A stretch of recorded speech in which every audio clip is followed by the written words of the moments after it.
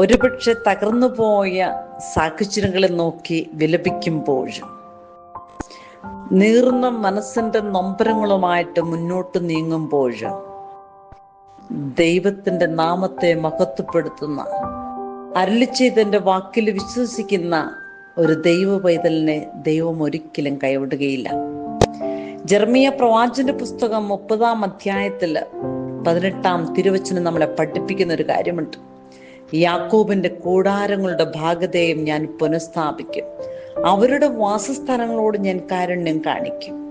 നഗരം നാശകൂമ്പാരത്തിൽ നിന്ന് ഞാൻ വീണ്ടും പണിതുയർത്തും, കൊട്ടാരം അതിന്റെ സ്ഥാനത്ത് തന്നെ വീണ്ടും ഉയർന്നു നിൽക്കും. നമുക്ക് അപ്രാപ്യമായിട്ടുള്ള പാറമേൽ ഉയർത്തി നിർത്തുവാൻ കഴിവുള്ള ദൈവത്തിന്റെ വാക്കാണിത്. തകർന്നുപോയ സാഹചര്യങ്ങളെ നോക്കി വിലപിക്കാനല്ല ദൈവം നമ്മളോട് പറയുന്നത്, ദൈവത്തിൽ ആശ്രയിച്ച് വിശ്വാസത്തോടെ മുന്നോട്ട് പോകുവാൻ. നല്ല ദൈവം നമ്മെ ഓരോരുത്തരും അനുഗ്രഹിക്കട്ടെ.